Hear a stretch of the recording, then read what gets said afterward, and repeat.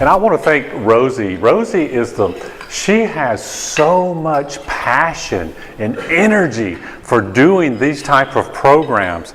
3 years ago, hang on, we're going to give her a clap in just a second. Now, 2 years ago, Rosie, it was really 3, she came to me and she goes, hey, we're thinking about doing some cool things with the chamber, and we were thinking about maybe talking about landscaping and Ole Miss, and talk a little bit about you, and I'm fine. I'm like, okay, this all sounds good. I mean, yeah, that's good. And it'll be a change. She goes, you won't have to do anything, just come and do the things, and she's been great at that. I mean, all this promotion and stuff. What she forgot to tell me was that she was going to plaster my ugly mug everywhere you look.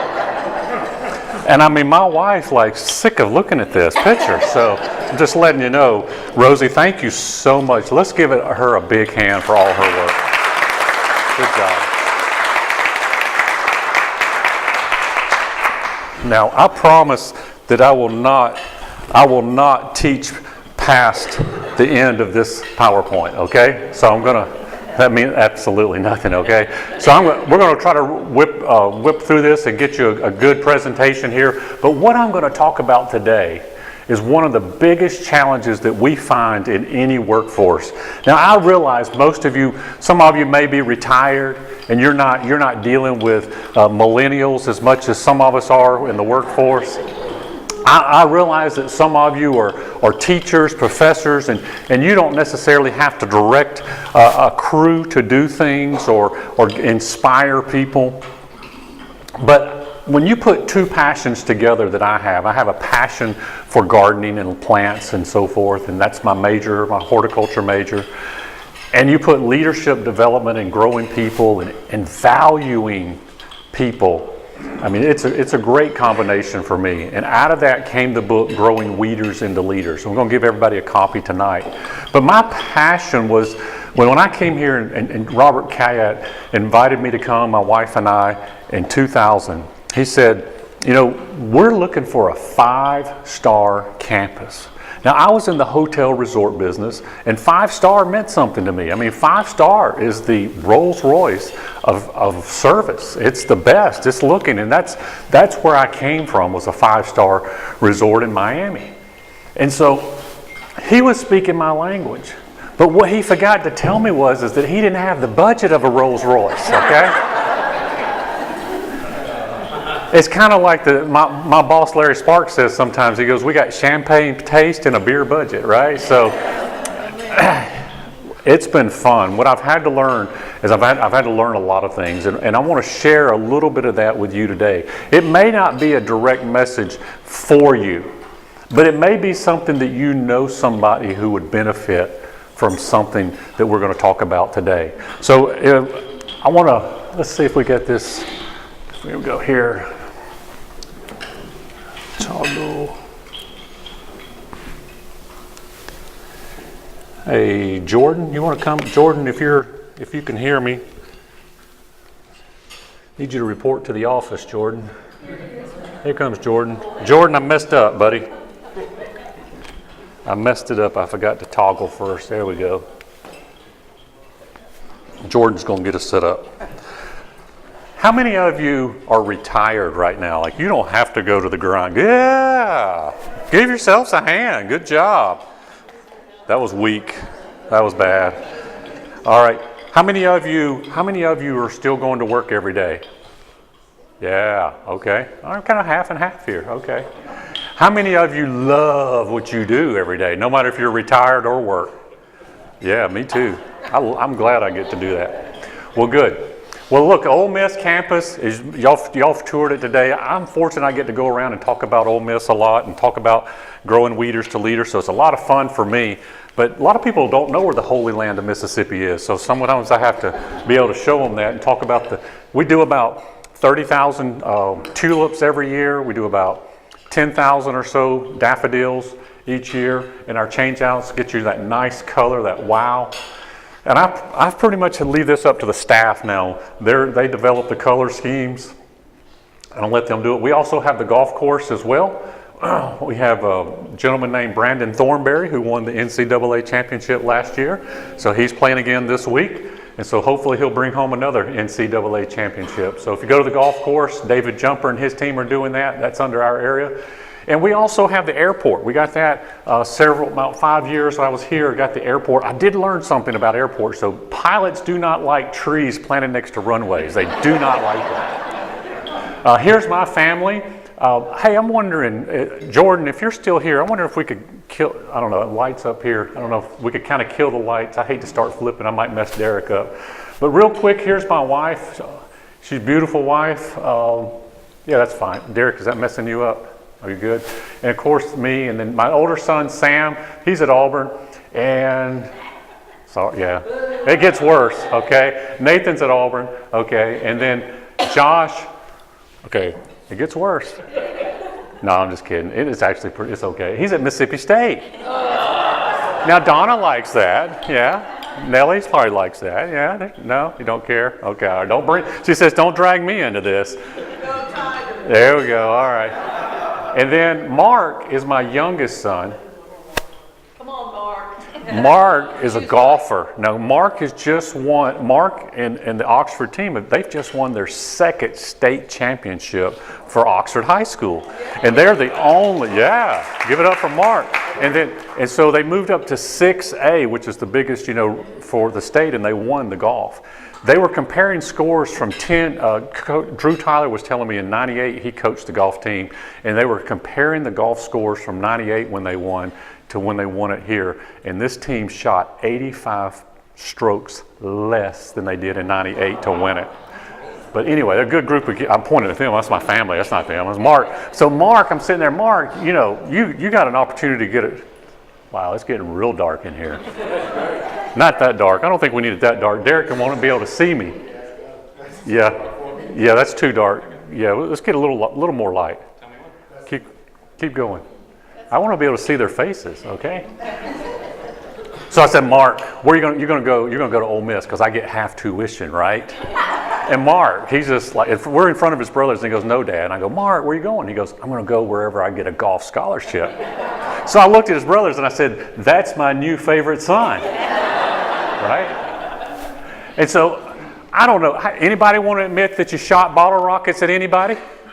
Yeah, maybe not yesterday, but when you were young, okay?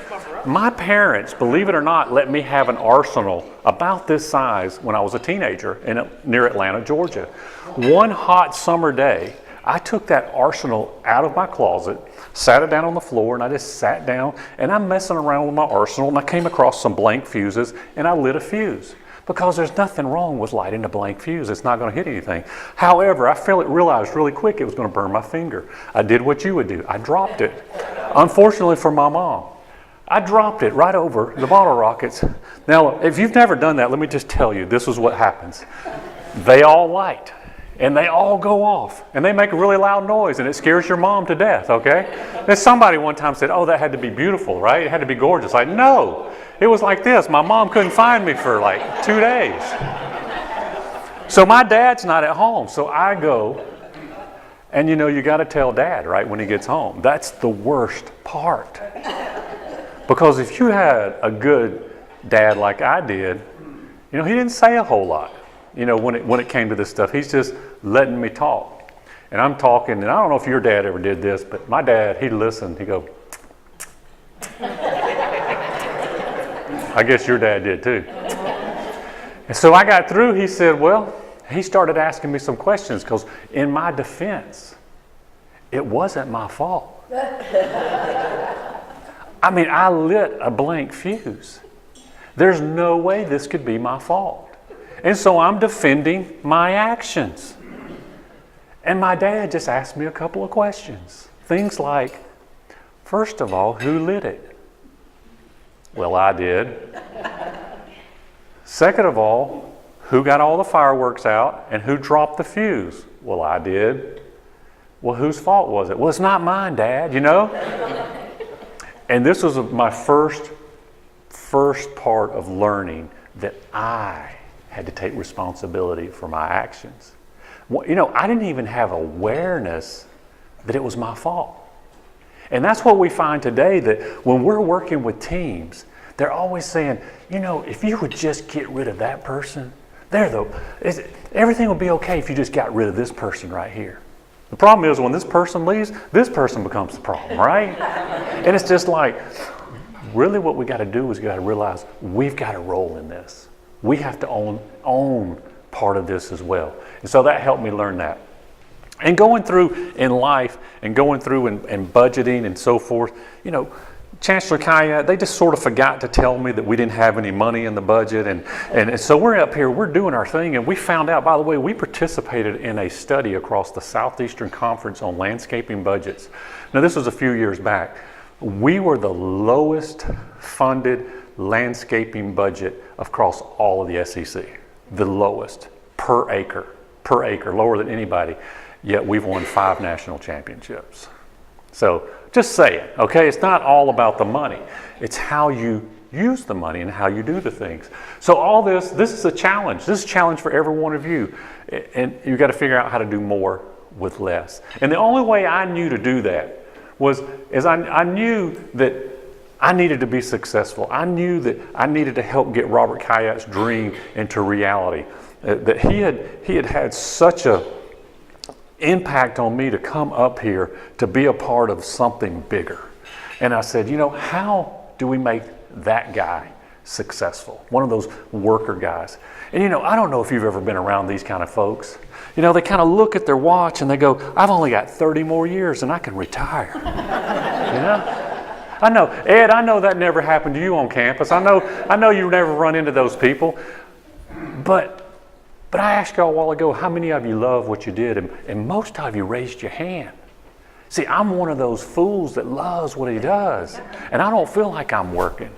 And I said, how can we get frontline, blue collar, entry-level people to love what they do, to become experts in gardening? You know, most of these guys have worked in a factory or they've worked in a gas station or a convenience store, but they don't work in a garden. They don't know any plant names. They don't, you know, the only thing they mow, you know, they use just whatever to mow. They don't have standards. And it's like, how do we create this? How do we get people to be excited to create this? Because we only really have about 25 people that work in the field. 1,000 acres, that's not very many people. So we came up with this whole aspect of, you know, you got to watch out for people like this. You know, these kind of folks will just drive you nuts, right? You got problems, you got people like this, and then any of you had to work with this guy? Okay, well, how about this guy? Any of you have to work with him? Okay, no, I don't want to be here, I don't want to do, and always crying about something and doing something. Well, we had to come up with a way to how can we get these folks successful. So we came up with these 4 pillars, GROW. And this works whether you're doing landscaping, whether you're working at Chick-fil-A, or whether you're working in a church. These 4 pillars will work for you. So I'm going to share them with you. And this has been really the secret to getting our team to buy in, to care. Because, well, let me ask you this. Would you rather have an employee, a volunteer at your church, who cares and loves what they do, or would you just rather have a nice, warm body that doesn't care, sits there for a paycheck, right? We all want this, right? We need somebody who loves gardening, somebody who wants to, you know, deadhead marigolds, somebody who'll deadhead geraniums, somebody who won't leave nubs on trees when they're cutting limbs off, who won't let the limb rip the bark on the tree, somebody who won't shear the azaleas. Okay, somebody who will hand prune azaleas. Did y'all know that we use hand snips on 95% of everything we prune on campus? And we have over 32 acres worth of shrubs. Okay, so we'll talk about that tomorrow. But it actually saves us time to hand prune versus shearing. You know, when you're doing stuff like this, you got to work smarter, not what? Harder. You got to get people who aren't. Now, I know you've never had this before. People go and sleep on the job. I know y'all have never had that. I bet you've never had an employee clock in, go home, at quitting time, come back and clock out. I bet y'all have never had that. I have. Not here, but I've had it at another place. I bet you've never had an employee that goes, it wasn't my fault, it was his, right? When you can get somebody who takes ownership, loves what they do, and this becomes part of what they identify with, you get a valuable employee. Would you not say a motivated employee? Would you? Okay, is that what you would want? Would you think that would be a key for you to be successful? How about for the University of Mississippi? Will it help them be successful? Absolutely. So that's what we were looking for. That's been the secret to our part of our success. And we start with G, which is greatness. Now, when you think of the word greatness, do you think about blue-collar workers working in the garden? Come on, give me some answers, do you? I got a no over here. I got an honest brother over here. I got a no. I got a yes. I got a hell no. Okay. You think of LeBron James. You think of Michael Jordan. You think of Archie Manning. We think of these people that we see on TV. And you know, there's nothing wrong with those people. That's great. But we've sold ourselves short on what greatness is. And we think that we just leave it, okay, that's what's important. I'm just going to get through with this job in 30 years so I can go do whatever that is. We just wasted 30 years. So we started letting our folks know how important their work is. We started putting that into their recipe of life. And we did that. And I ran into this guy named Robert Kayat. You know, the first week I was here, he said, Jeff, why don't you come down to the chancellor's house, the carrier house, and let's go for a walk. And we're walking. Within the first 30 seconds, he's bending over and picking up what? Trash. Now, this didn't come as a surprise to me because he had a reputation of picking up trash. He wasn't afraid to get his hands dirty.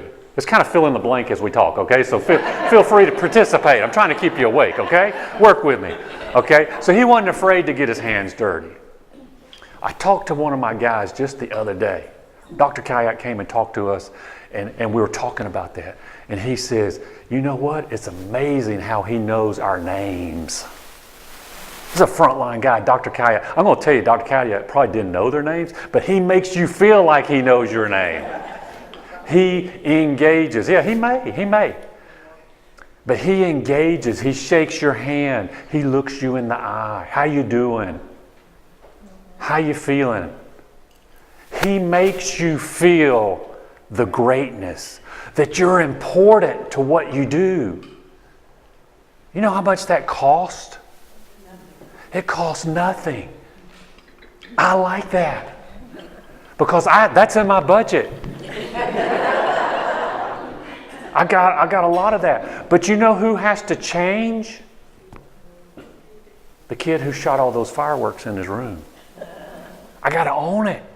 Because if I sit there and go, I wish those people would work harder and be better. I'm just so when I'm pointing this way, guess what I got pointed back at me? Three more fingers back here. You see, Zig Ziglar says, when you're pointing one that way, you got three this way. And he's absolutely right. I've got to own it. And I found out from him to empower your people. Let them have that love. He said, my mom used to teach me that you don't have to have a lot of money. Just make the place look loved. Make that garden look loved. My grandmother loved gardening. She had a dirt driveway. She had one of those brooms, Nellie, that had all switches. I called them switches, but I don't know what were those, Nellie. I don't know. They were just they were switches. That's what they were. They scared me. But she had them all wrapped up. Straw broom. Thank you. She straw broomed that dirt driveway all the time because she had pride in that house. And she had beautiful flowers and beautiful little plants around. Didn't have much money, but had a lot of pride because she loved the place. I've got about 5 minutes to make a connection with a recruit playing football when he drives up on this campus to make him feel like this is where he needs to be. And I shared this with y'all, and I told you I was going to share it with you again. 62% of prospective college students will make a decision in the first few minutes of a visit if they're coming to a school. whether it's here or anywhere else. We talked to Matt Luke the other day. He came and spoke to our guys, and he just said this comment. He says, "We say, if you don't want to come to Ole Miss, don't come for a visit." That's powerful. Matt Luke went around and shook hands with every single one of my employees. That's interesting. That's leadership.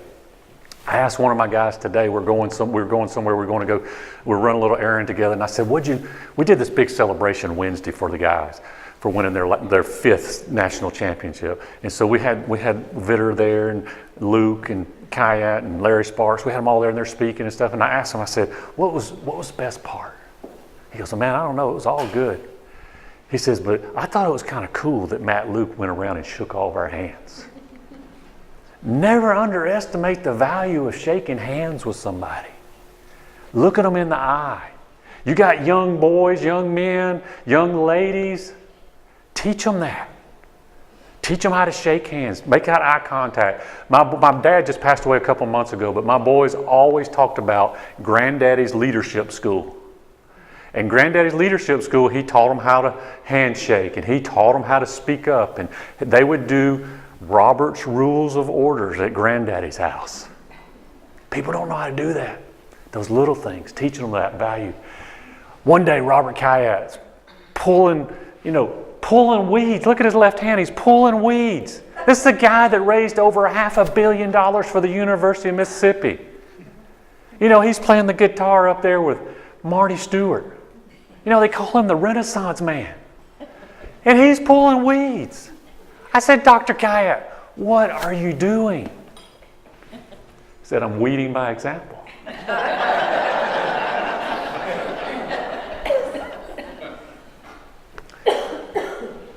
Greatness gets their hands dirty. Greatness makes other people feel good about what they do.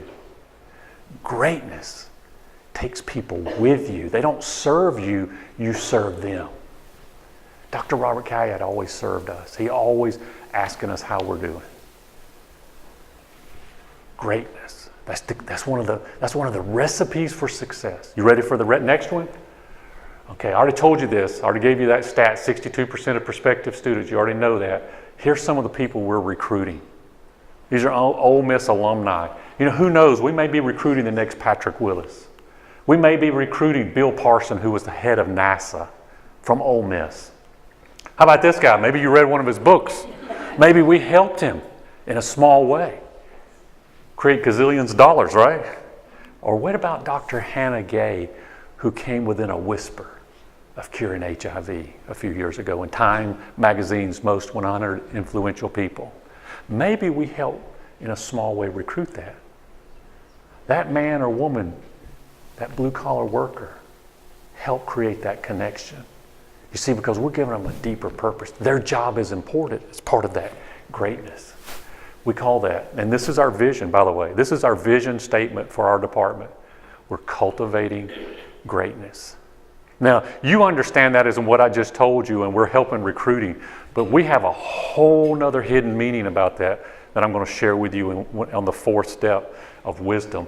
But cultivating greatness is all about recruiting and getting top-notch students, professors, staff here on this campus. The second recipe is the resiliency. You gotta have a team that's tough, that can handle adversity, that can work in the snow, that can work in the rain, that can work in the humidity. I don't know about y'all today, but I about melted away. I've gotten soft because I've gotten into administration so much. But these guys, they're working around poison ivy. They're working around dead squirrels. They're picking up dead deer. They're dealing with all that garbage out in the grove. They're dealing with nacho cheese wrapped up into pine straw. Okay? Now, we didn't always do so good at that. On Sundays, after the football games were over, we spent all day on Sunday cleaning up the grove. And our staff would just be like, oh man, here we go. We know it's our job, but man, here we go. And the newspaper will come out there and take pictures of us, and they go, poor little guys, having to clean up the grove. And we go, wah, poor us, right? And old Colin Powell, he talks about, man, a dream doesn't become reality through magic. It takes sweat, determination, and hard work. Well, we're out there working hard, but it was kind of tough, right? Because y'all know what game day looks like, right? Y'all may not remember this part of it that well, right? Man, I tell you, you just haven't experienced until you get some ribs picked up in some wheat straw, man, I tell you. And we just felt sorry for ourselves. And we just started getting our team around the table like this. We bring our frontline teams and we say, how can we make this into a win? We've got to maintain the campus. We've got to create an incredible, beautiful campus. But this knocks the sales out of you because you've been working hard. Just pretend for a moment your front yard that you've been working on. You invite over a couple of 10,000 people. And they just trash it and leave. And you got to go out on Sunday and clean it all up. Now, how's that feel? Okay? Well, we're building this pride in these guys, and this is happening. And we're like, okay, we got to keep this a win. We got to be resilient. We got to be tough. And we looked at people like the football team at Ole Miss. How would they handle adversity? We looked at the military, how they handle adversity. The military is an incredible model because they're always adapting and overcoming. So we had some things to look at, and we tried to copy them. But we asked our staff, we're sitting around this table, how can we fix this? So one guy raises his hand, he goes, I know, I got the answer. Let's close the Grove on Saturday. And we did that too, we laughed. We said, well, what else can we do? Now, I don't know if any of y'all have worked with the state before, but when you don't like doing something and you work in the state, you find somebody else to do it, called a contractor, right? And so say, what if we contracted this work out? So we bid it out. We put it out for bid. We're going to get this one licked. The problem was nobody bid on it. We're back sitting around the table. I'm like, guys, how are we going to do this? And somebody said, what if we invited the Baptist Student Union kids? I don't think the Baptists drink that much on Saturday, so they'd probably be all right. He said, why don't we invite them to come and help us and see if they can bring some of their college students out? And we just laughed. We thought that was funny. There's no way that's going to happen. Why not? I don't know. Why not? So we called them up.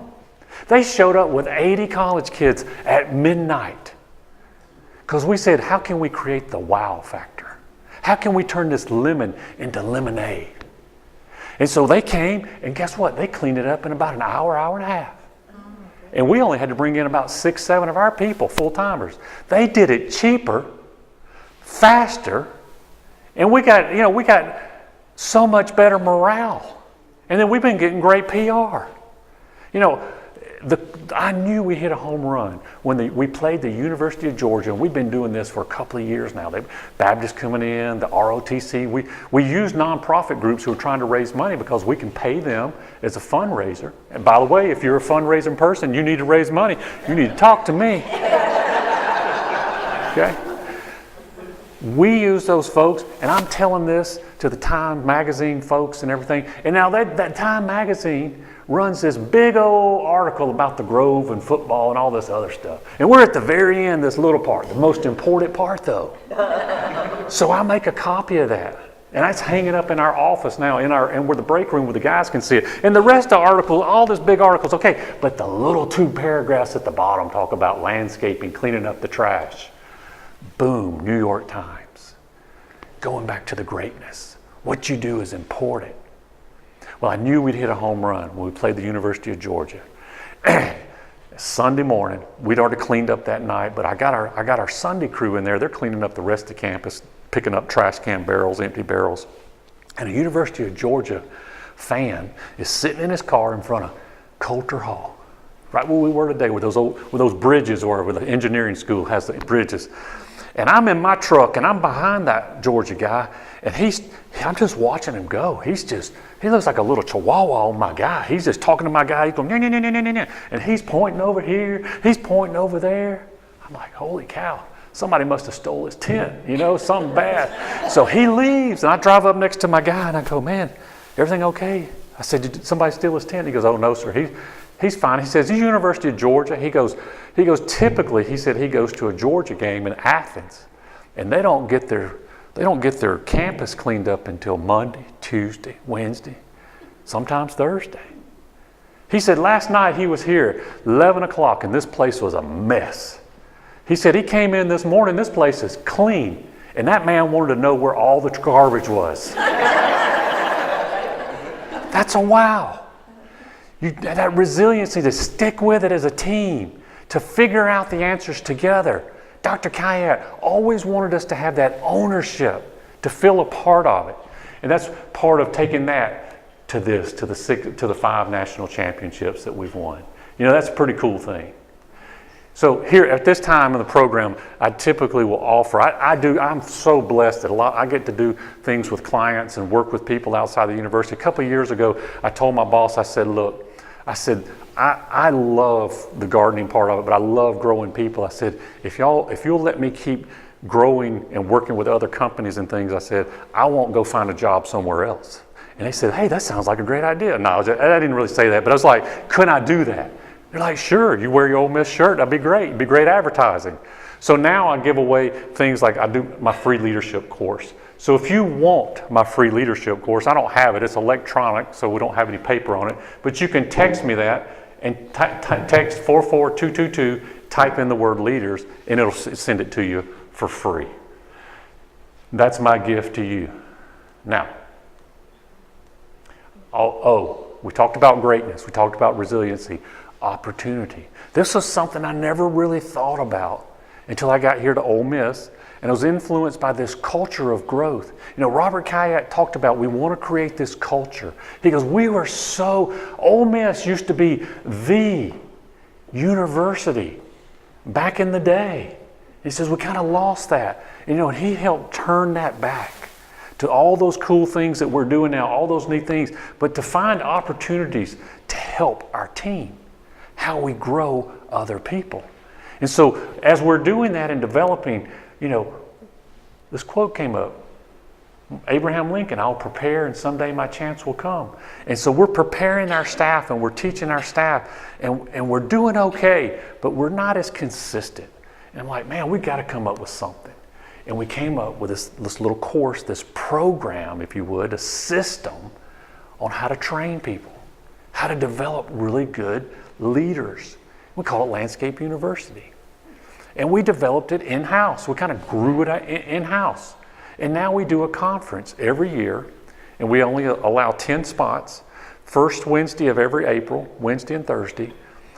And we have universities coming, and we have businesses coming that we teach them how to do Landscape University. We've given our people the opportunity to grow. We've given them a pathway that they can actually get raises. They can actually get promotions. They can actually develop themselves because we've systematized it. It's not depending on me training them anymore. And if everything depends on you, don't you get tired after a while? When everything has to, there's this saying is, if you want it done right, you got to do it yourself. And after a while, that just gets tiring. And it's also very lacking in productivity. It slows the company down. It slows everybody down if you have to do all the work. Landscape University allowed us to transfer those standards of how we prune, how we plant flowers, how we pick up garbage, how we do everything is in a system now. And the guys take a little quiz after they've gone through the class. They go out in the field. They have a mentor that works with them. And they get a little sticker beside their name when they have done it. So there's some accountability that they know this stuff. It's kind of crazy. But then we had other opportunities of like, hey, these millennials that are coming in, they're not just students working for a paycheck. And we didn't really used to do a good job with our students. We just kind of like ignored them. Whatever, work here, whatever. But I've got guys now who realize that this guy right here, this student, may be the next Steve Jobs, may be the next Hannah Gay, may be the next Patrick Willis, and it may be him or her that influences them. Now, that's powerful. I had one of my guys one time said, you know what? We may have more influence on these students who are working with us than the college professors do in the classroom. I've mentioned that to several college professors, and every one of them says, he's right. I've had daddies call me from this college student or this high school student say, my son loves working for you, your guys, because they treat them with respect and they teach them. Now, I don't know if you know this or not, but most males have a real ego problem about admitting they're wrong. Y'all, you ladies probably didn't know that because we really hide it well. But most men are very fragile. And so if you ask a man, do you know how to run a weed eater? Of course you do. That's with your man card. When you turn 16, you know everything. Just ask my son, okay? And so they have learned, my employees have learned how to deal with that. Because before they just say, okay, fine, go do it. And we'd end up with a broken weed eater. So now they take them through the steps and they don't embarrass them. They make them, and they invest in them. They train them. This is huge. One of my guys says, I realize that when I'm training a student or a new employee, that he may be my boss one day.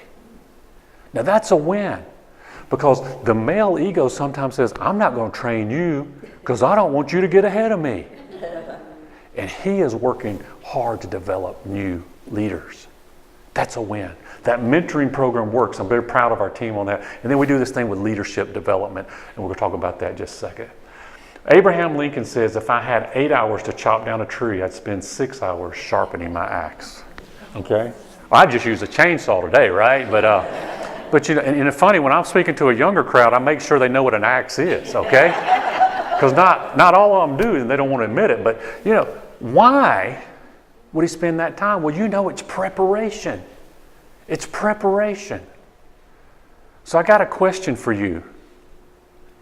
And this is not to embarrass anybody, but I'm kind of taking a survey here. How many of you, you may keep your hand up through these, and we're going to kind of go up and down. How many of you have read a book in the last year? Raise your hand, a book. Okay. How many of you gone to church in the last year? Raise your hand. How many of you gone or read a newspaper in the last year? How many of you have taken a course, any kind of course, online, anytime? Okay. How many of you listened to an audio book in the last year? Everybody in here just about raised their hand on something. You're sharpening your axe. You're getting sharper. Now, what I found is a lot of times our employees didn't know what this meant, and they didn't see the value in this. A person who doesn't read is no better than a person who can't read. Okay? And so one of the things we did is I took our staff to the library. Okay? And we showed them how to check out books.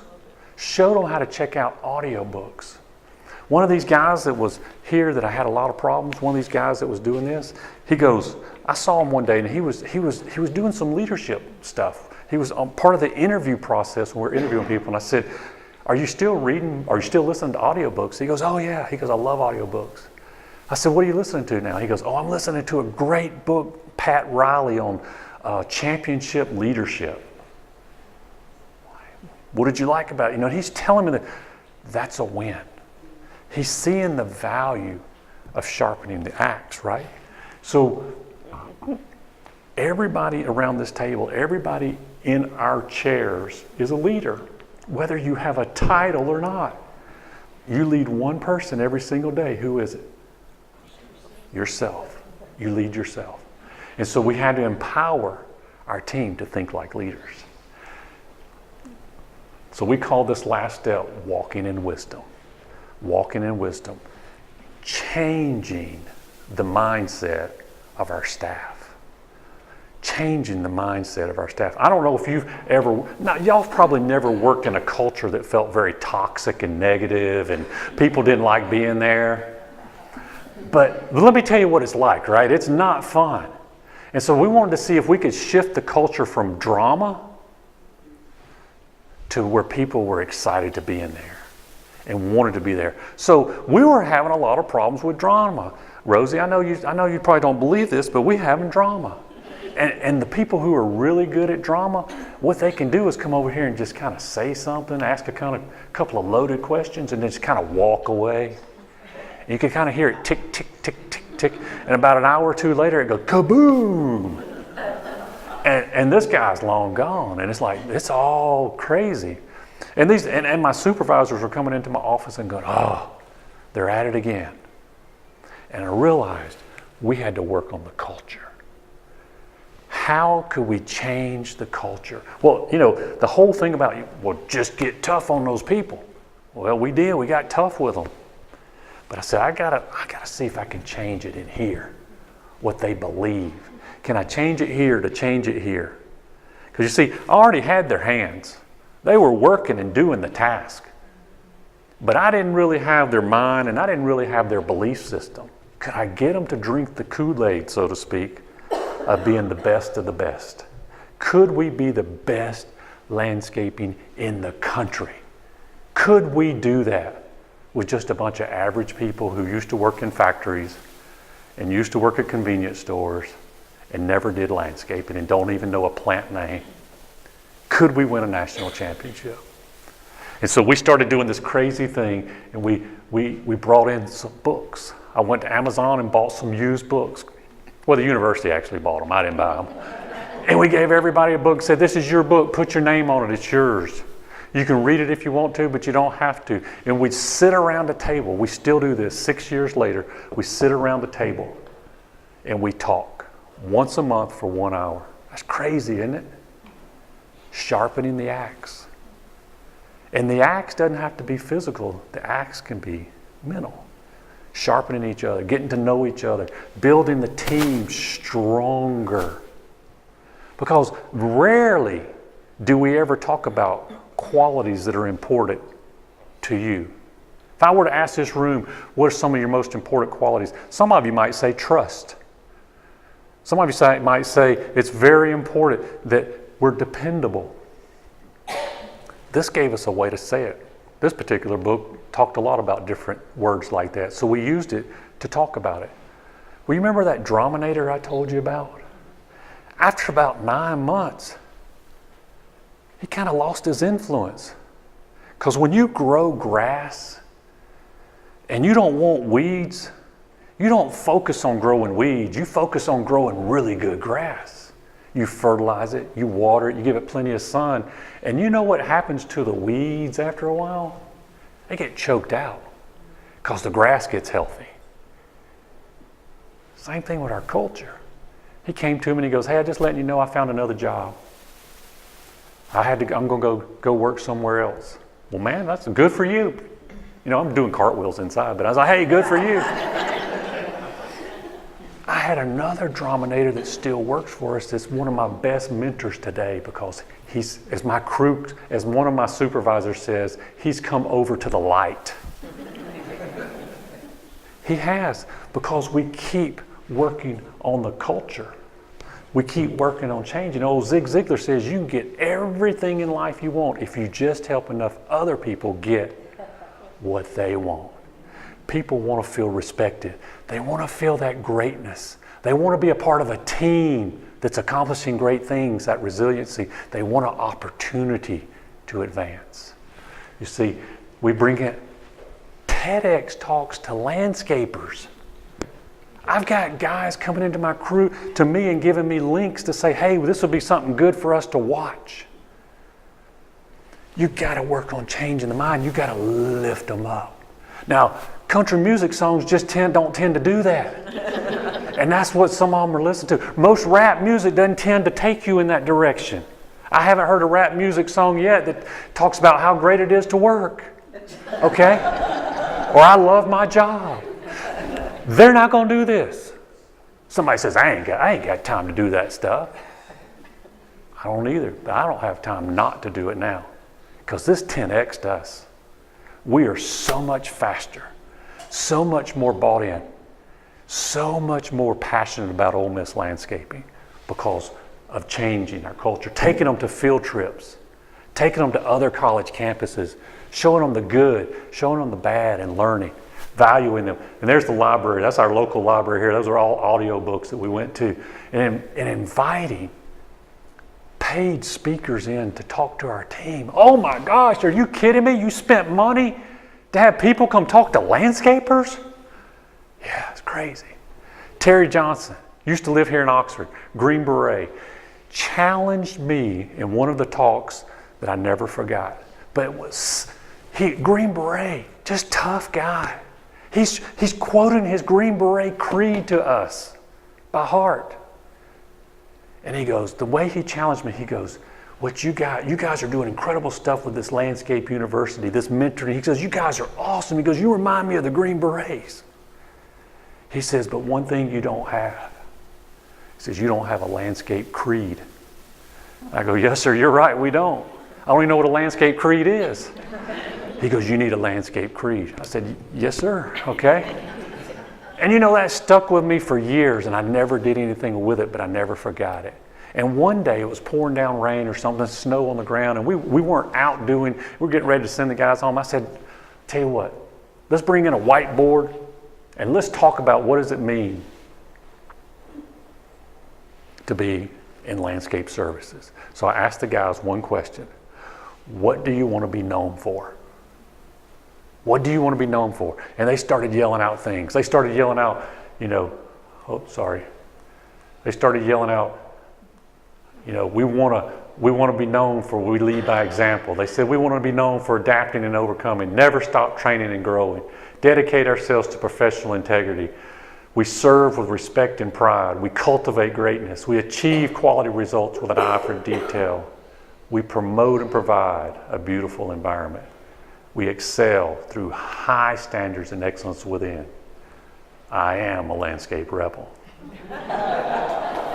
Now, for those of y'all a little bit didn't catch it, it says landscaping right down through here. I didn't make this up. They did. I facilitated it. Every Monday morning, we say the landscape creed.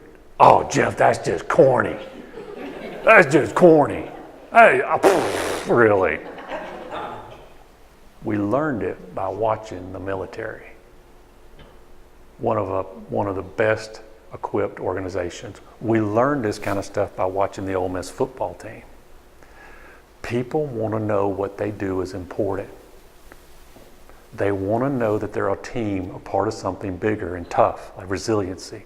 They want opportunities, and you got to walk them in wisdom. Each one of us can change our little area, each area. But we have to be willing to own it.